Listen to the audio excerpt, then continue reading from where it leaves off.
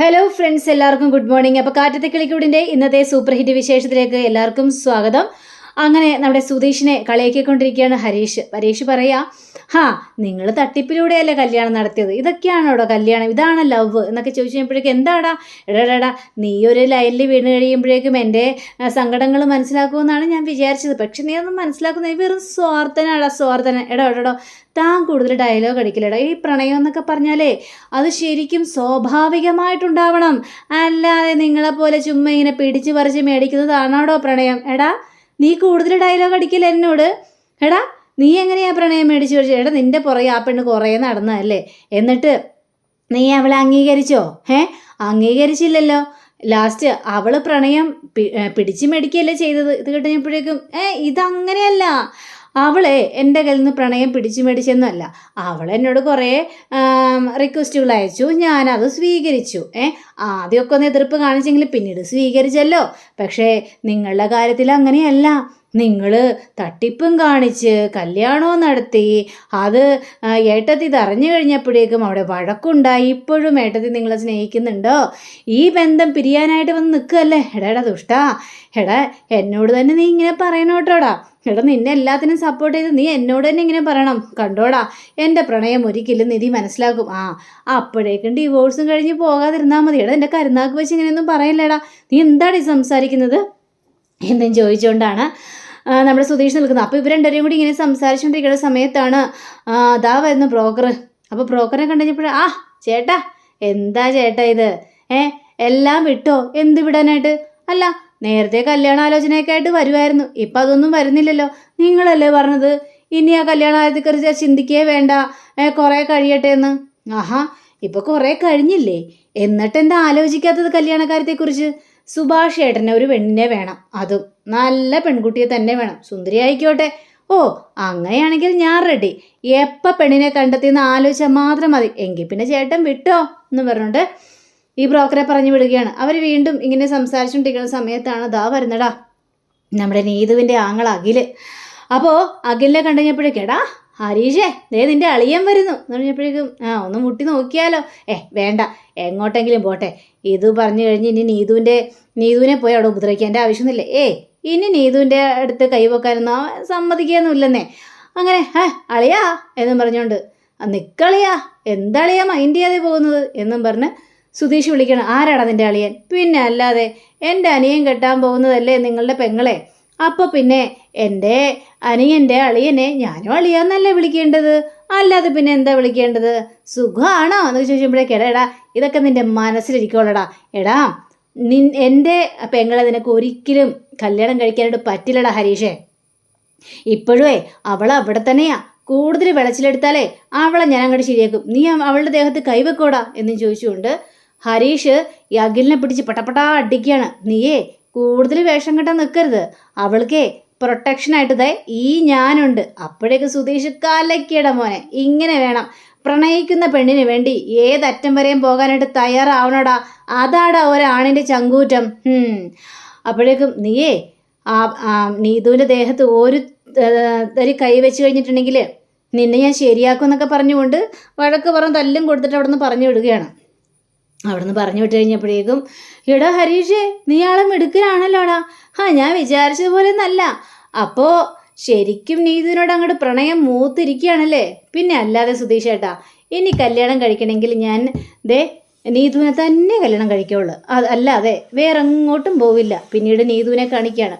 അപ്പം നീതു ആണെങ്കിൽ നല്ല പ്രണയഗാനം വെച്ചിട്ട് ടി വിയിൽ വെച്ച് ഇങ്ങനെ ചോറുകൊണ്ടിരിക്കുമ്പോൾ അമ്മയും അച്ഛനും കൂടി താടിക്ക് കൈയും കൊടുത്തിട്ട് നീതുവിനെ തന്നെ ഇങ്ങനെ നോക്കി നിൽക്കുകയാണ്. അമ്മേ, എനിക്ക് ഇച്ചിരി അച്ചാർ ഇട്ട് തന്നേ അമ്മേ എന്ന് പറഞ്ഞപ്പോഴേക്കും അമ്മയ്ക്ക് ദേഷ്യം വന്ന് ടി വി ഓഫാക്കുക. എന്തിനാ അമ്മ ഇപ്പോൾ ടി വി ഓഫാക്കിയത്? ഞാൻ ടി വി കണ്ടുകൊണ്ടിരിക്കുന്നത് അമ്മ കണ്ടതല്ലേ, പിന്നെ എന്തിനാ പോയി ടി വി ഓഫാക്കുന്നതെന്ന് എൻ്റെ കാര്യമുണ്ട് അമ്മേ എന്ന് ചോദിക്കുമ്പോൾ എടി കൂടുതൽ വേഷം കെട്ടല്ലേടി, എന്താ നിങ്ങൾക്ക് എന്നെ വീണ്ടും വഴക്ക് പറയാനും തല്ലാനുള്ള പരിപാടിയാണോ എന്നൊക്കെ ചോദിക്കുകയാണ്.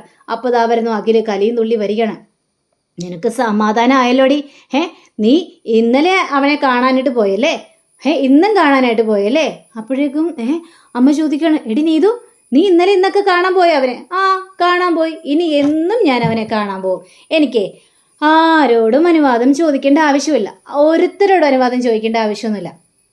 നിനക്ക് അത്രയ്ക്ക് ധൈര്യമായി എവിടെയെന്ന് അഖിൽ ചോദിക്കുകയാണ്. എന്താടാ, നിനക്കെന്നെ തല്ലണമെങ്കിൽ ഒന്ന് കൈവച്ച് നോക്കടാ. ഞാൻ ഇപ്പം തന്നെ വിളിക്കാം മേഡത്തെ. മേഡം, ഇവരെന്നെ വീണ്ടും ഉപദ്രവിക്കുകയാണ് മേഡം.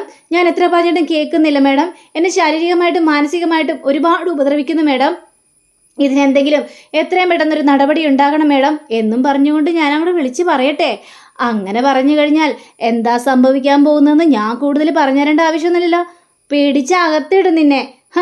വേലയും കൂലിയും ഇല്ലാതെ നിന്നിട്ട് നീ എൻ്റെ കാര്യം നോക്കാൻ വേണ്ടി വരുന്നോടാ. അച്ഛൻ്റെ സമ്പാദ്യം മുഴുവനും തിന്നു കുടിച്ച് മുടിക്കാനായിട്ട് ഒരു ആന്തര്യം ഉണ്ടായിരിക്കുന്നു. നിന്നെ കൊണ്ടൊക്കെ വല്ല പ്രയോജനം ഉണ്ടാടാ. ഇത് ചെയ്യുമ്പോഴേക്കും എടീ നീതു, നിന്റെ മനസ്സിലെ ആഗ്രഹങ്ങളൊന്നും നടക്കാനായിട്ട് പോകുന്നില്ലടി.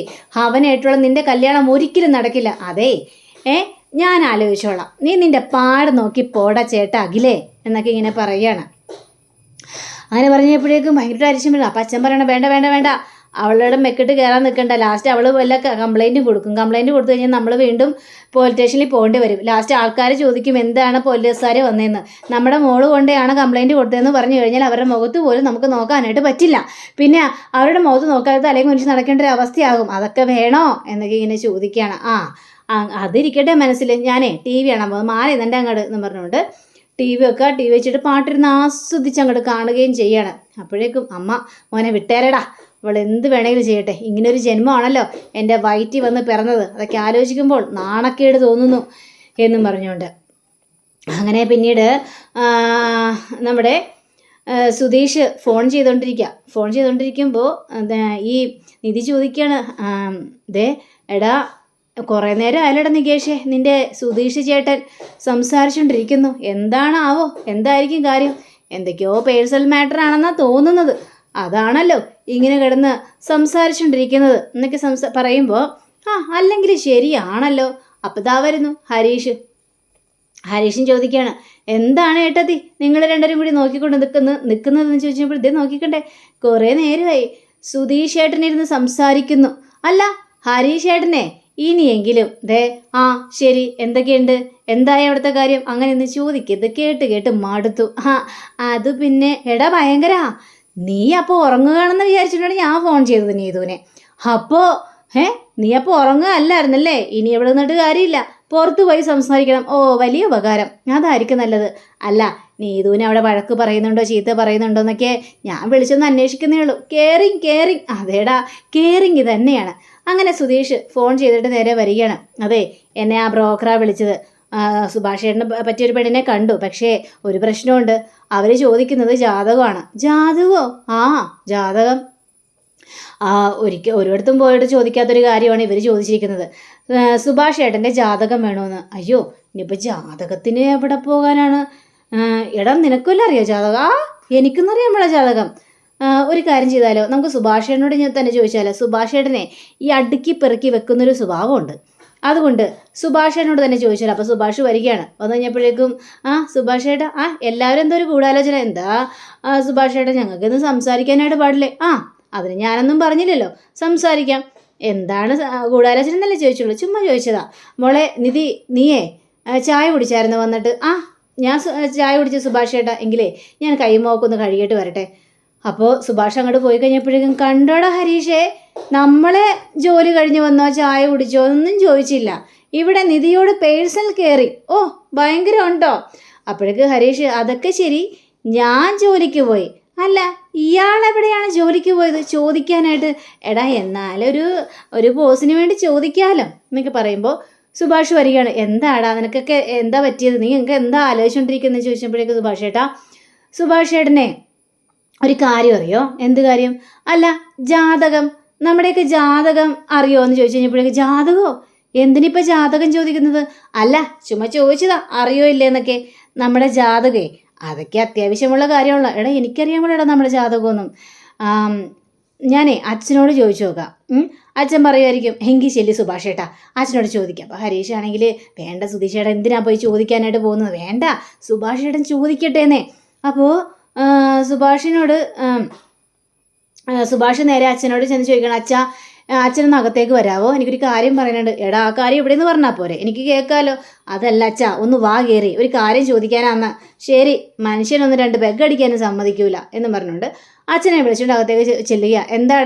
എന്താടാ മക്കളെ നിങ്ങൾക്ക് അറിയേണ്ടത്? അതെ, ഞങ്ങളുടെയൊക്കെ ജാതകം അറിയോ അച്ഛാ? ജാതകോ? എന്തിനാണിപ്പോൾ ജാതകം? അല്ല, ഞങ്ങളുടെ ജാതകം ഒന്ന് അറിയാൻ വേണ്ടിയാ. നിങ്ങളുടെ ജാതകം ഞാൻ തന്നെ പറയാം. നിങ്ങളെ ഒരു ലക്കും ഒരു ഭാഗ്യമില്ലാത്ത പിള്ളേരാണ്. അതേപോലെ തന്നെ എവിടെ ജോലി ചെയ്താലും കഷ്ടിക്കുള്ള ശമ്പളമേ കിട്ടുകയുള്ളൂ. പിന്നെ അതുമാത്രമല്ല, നിങ്ങൾക്ക് പെണ്ണ് കിട്ടാൻ വളരെ ബുദ്ധിമുട്ടാണ്. ഇനി അഥവാ കല്യാണം നടന്നാലും ആ പെണ്ണിൻ്റെ കൂടെ സുഖകരമായിട്ട് ജീവിക്കാനും സാധ്യമല്ല. ഇത് കേട്ടുകഴിഞ്ഞപ്പോഴേക്ക് തൃപ്തിയായല്ലോ, എല്ലാവർക്കും തൃപ്തിയായല്ലോ. ഇതിൻ്റെയൊക്കെ വല്ല ആവശ്യം ഉണ്ടായിരുന്നോ? ഇനിയൊന്നും അറിയാനില്ലല്ലോ. വെറുതെ മനുഷ്യൻ്റെ മൂഡ് കളയാൻ വേണ്ടി ഓരോ കാര്യങ്ങളും ചോദിച്ചുകൊണ്ട് വന്നോളും. ജാതകം മറ്റേത് മറിച്ചത് എന്നും പറഞ്ഞുകൊണ്ട് നിങ്ങൾക്കൊക്കെ വേറൊരു പണിയില്ലാതെ നടക്കുകയാണ് എന്നൊക്കെ അച്ഛൻ പറഞ്ഞിട്ട് അവിടെ നിന്ന് പോവുകയാണ്. സുഭാഷ് ചേട്ടൻ ഇപ്പം എന്താ ചെയ്യണം? അല്ല, നിങ്ങൾ എന്തിനിപ്പോൾ ജാതകം ചോദിക്കുന്നത്? അതിൻ്റെ കാര്യം എന്താ? അപ്പോൾ എടുത്ത് വായിക്കുന്ന നിധിയാണെങ്കിൽ, അതെ, ഞങ്ങളുടെ ഓഫീസിലെ ഒരു ആസ്ട്രോളജി വന്നായിരുന്നേ, അപ്പോൾ എല്ലാവരുടെ ജാതകവും കാര്യങ്ങളൊക്കെ നോക്കുന്നത് കണ്ടു. അപ്പോൾ ഒരു താല്പര്യം എനിക്കും ഇവരുടെയൊക്കെ ഒന്ന് ജാതകം അറിഞ്ഞാലോ, എന്തൊക്കെയാണെന്നൊക്കെ അറിയാൻ വേണ്ടി ഒരു താല്പര്യം. അത്രയേ ഉള്ളൂ. ഓ, അത്രയേ ഉള്ളൂ. അതൊക്കെ വിട്ടേരും മോളെ, അതൊക്കെ ഇപ്പം അന്വേഷിച്ചിട്ട് കാര്യമൊന്നുമില്ല. അങ്ങനെ സുഭാഷ് സുഭാഷ് പോയി കഴിഞ്ഞപ്പോഴേക്കും നമ്മുടെ നികേഷ് ആണെങ്കിൽ, കൊള്ളാം, സുധീഷ് ഏട്ടൻ്റെ കൂടെ കൂടി ഏട്ടത്തിയും ഇതൊക്കെ പഠിച്ചല്ലേ? എന്ത് പഠിച്ചു എന്ന്? അല്ല, നട്ടാ കുരുക്കാത്ത കള്ളൊക്കെ പഠിച്ചല്ലേ? ഒന്ന് പോടാ. അപ്പോഴേക്ക് സുധീഷ്, അങ്ങനെ വരട്ടെ, ഞാൻ പിന്നെ ഒരു പോസിന് വേണ്ടി പിന്നെ ഞാനും ചുമ്മാ ഒരു പോസിന് വേണ്ടി തമാശക്ക് വേണ്ടിയൊക്കെ പറയുന്നതാ കള്ളം. അത് നിധി കാര്യമായിട്ടൊക്കെ എടുക്കുന്നുണ്ടല്ലോ എന്നും പറഞ്ഞുകൊണ്ട് നിധി അങ്ങോട്ട് കളിയാക്കാം. അല്ല, അതൊക്കെ വിട്. ഇനിയിപ്പോൾ എന്ത് ചെയ്യും? സുഭാഷ് ഏട്ടന് വേണ്ടി ഇപ്പം അന്വേഷിച്ച നല്ലൊരു പെൺകുട്ടിയാണെങ്കിലോ അത് മാറിപ്പോകാൻ പാടല്ലോ. എങ്ങനെ ഈ ജാതകം നമ്മൾ ഒപ്പിക്കും എന്ന് ചോദിക്കാം. അപ്പോഴേക്ക് സുധീഷ് പറയണം, നമുക്കൊരു കാര്യം ചെയ്താലോ, നമുക്കേ ഒരു ജാതകം അങ്ങോട്ട് ഉണ്ടാക്കാം. രാഹുകാലത്തിൽ ഇങ്ങനെ മറ്റേത് മറിച്ചത് എന്നൊക്കെ പറഞ്ഞുകൊണ്ട് ജാതകം വരില്ലേ, അതുപോലെ സുഭാഷ് ഏട്ടൻ്റെ ജാതകം നമുക്ക് ഒന്ന് ഉണ്ടാക്കിയെടുക്കാനോ? എങ്ങനെ? കള്ളത്തരത്തിലൂടെ. അങ്ങനെ ഒരു 4 പേരൊക്കെ ഇങ്ങനെ വെച്ച് കൊടുത്തിട്ട് നമുക്ക് ഉറപ്പായിട്ടൊന്ന് ഉണ്ടാക്കിയാൽ കൊടുക്കാന്നേ. അത് വലിയ പ്രശ്നമാകോ?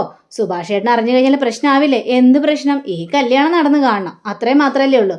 ഈ ജാതകത്തിലൊന്നും സുഭാഷ് ഏട്ടനൊന്നും ഒരു വിശ്വാസവും ഇല്ല. അതുകൊണ്ട് നമ്മളൊരു കള്ള ജാതകം ഉണ്ടാക്കിയെന്ന് വിചാരിച്ച് ഒരു കുഴപ്പവും സംഭവിക്കാനായിട്ട് പോകുന്നില്ല. എല്ലാം കൊണ്ട് ഒത്തുവരുന്നൊരു ജാതകം വേണം നമ്മൾ ഉണ്ടാക്കാനായിട്ട്. അങ്ങനെയാണെങ്കിൽ ആയിക്കോട്ടെ. പിന്നെ സുഭാഷ് ഏട്ടനെ നമുക്കറിയാലോ, നല്ല തങ്കപ്പെട്ട സ്വഭാവമാണെന്ന് നമുക്കറിയാം.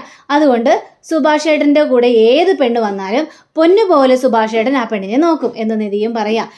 അങ്ങനെ പിറ്റേ ദിവസം രാവിലെ ആയി കഴിഞ്ഞപ്പോഴേക്കും നമ്മുടെ സുധീഷും അതേപോലെ തന്നെ ഹരീഷും കൂടി ഒരു ജ്യോത്സ്യനെ കാണാനായിട്ട് പോവുകയാണ്. അതെ, ഒരു ജാതകം വേണമായിരുന്നു. ജാതകം നോക്കണോ? എന്നാൽ പിന്നെ ജാതകം നോക്കട്ടെ, ഇതൊക്കെ പറയട്ടെ എന്ന് പറഞ്ഞപ്പോഴേക്കും, അതല്ല, ഞങ്ങളുടെ കയ്യിൽ ജാതകമൊന്നുമില്ല, പക്ഷേ എന്നാലും ഞങ്ങൾക്ക് ജാതകം ഉണ്ടാക്കണം. ജാതകം ഉണ്ടാക്കാനോ? ശരി, എങ്കിൽ പിന്നെ ജനിച്ച തീയതിയും സമയവും ആളിൻ്റെ പേരും ഒക്കെ ഉണ്ടാക്കാം എന്ന് പറഞ്ഞപ്പോഴേക്കും, അയ്യോ, അതിനെ ജനിച്ച സമയമൊന്നും അറിയില്ല, ആൾ വേണമെങ്കിൽ പേര് പറയാം, തീയതി പറയാമെന്ന് പറഞ്ഞപ്പോഴേക്കും, അയ്യോ, അത് പറഞ്ഞാൽ പറ്റില്ലല്ലോ, സമയം അറിയണ്ടേ, എന്നാലല്ലേ ജാതകം നോക്കാൻ പറ്റുള്ളൂ. അതിനിപ്പോൾ സമയമൊന്നും വേണ്ട ജ്യോത്സ്യൻ, ഞങ്ങൾക്കിപ്പോൾ ഒരു കല്യാണം നടത്തണം, അത്രയും മാത്രമേ ഉള്ളൂ. അതിനുവേണ്ടി ജ്യോത്സ്യനൊരു 10ൽ 10 പൊരുത്തം വരുന്ന ഒരു ജാതകം ഉണ്ടാക്കി ഞങ്ങളുടെ കയ്യിലേക്ക് തന്നാൽ മതി, അത്ര മാത്രം മതി. അതൊന്നും പറ്റില്ല, ഇതേ ദൈവികമായിട്ടുള്ള കാര്യമാണ്, അതുകൊണ്ട് കള്ള ജാതകം ഉണ്ടാക്കാനായിട്ട് എന്നെക്കൊണ്ട് സാധിക്കില്ല. അപ്പോഴേക്കും സുധീഷ്, എടാ ഹരീഷേ, കേട്ടോടാ, ഈ ജ്യോത്സ്യനെ കള്ള ജാതകം ഉണ്ടാക്കാനായിട്ട് പറ്റില്ല എന്ന്. എൻ്റെ ജ്യോത്സ്യ, പൈസ എത്ര വേണമെങ്കിലും തരാം, ഒരു ജാതകം ഉണ്ടാക്കി തന്നാൽ മാത്രം മതി, നിങ്ങൾ എന്ത് പറഞ്ഞാലും ജാതകം ഉണ്ടാക്കില്ല. ഓ, ഉറപ്പാണോ? ഉറപ്പാ. അങ്ങനെയാണെങ്കിലേ ഞങ്ങൾ നാട്ടുകാരോട് പോയി മുഴുവൻ പറയും നിങ്ങളൊരു കള്ള ജ്യോത്സ്യനാണ്, മറ്റുള്ളവരെ പറ്റിച്ച് ജീവിക്കുകയാണെന്നൊക്കെ. അങ്ങനെ ഞങ്ങൾ പറഞ്ഞു കഴിഞ്ഞാലേ പിന്നെ നിങ്ങളുടെ കഞ്ഞുകൂടി മുട്ടും. അപ്പോഴേക്ക് ഹരീഷ്, എൻ്റെ സുധീഷ് ചേട്ടാ, ഒന്നും മിണ്ടാതിരിക്കും സുധീഷ് ചേട്ടാ. അതേ ജ്യോത്സ്യരെ, സോറി കേട്ടോ, കാരണം ഞങ്ങളുടെ ചേട്ടൻ്റെ കല്യാണം നടക്കാൻ വേണ്ടിയാ. അപ്പോൾ പെണ്ണ് വീട്ടുകാർക്ക് അവർ ജാതകം വേണമെന്ന്. ഞങ്ങൾക്ക് ഞങ്ങളുടെ ജാതകമൊന്നും അറിയില്ല. അതുകൊണ്ട് ഒന്ന് മനസ്സ് വെച്ചിട്ട് സുഭാഷ് ചേട്ടന് എത്തിരിങ്ങിയ ഒരു ജാതകം ഒന്നും ഉണ്ടാക്കി തരണം, അത്രയും മാത്രമേ ഉള്ളൂ. അതുകൊണ്ട് അത് കിട്ടാത്തത് കൊണ്ടാണ് സുധീഷ് ചേട്ടൻ ഇങ്ങനെയൊക്കെ പറഞ്ഞത്. എടാ, നീ എന്തിനാണ് കൂടുതൽ ബിൽഡപ്പ് കൊടുക്കുന്നത്? ജ്യോത്സ്യൻ നമുക്ക് ജാതകം ഉണ്ടാക്കി തരും. അപ്പോൾ ജ്യോത്സ്യൻ കണ്ണു മിഴിച്ചിങ്ങനെ നോക്കാം. അങ്ങനെയും കാണിച്ചുകൊണ്ടാണ് ഇന്നത്തെ റിവ്യൂടെ അവസാനിച്ചിരിക്കുന്നത്. അടുത്ത റിവ്യൂവിനെ കാത്തിരിക്കുക. സബ്സ്ക്രൈബ് ചെയ്യുക. നമസ്കാരം. Thank you. ബൈ.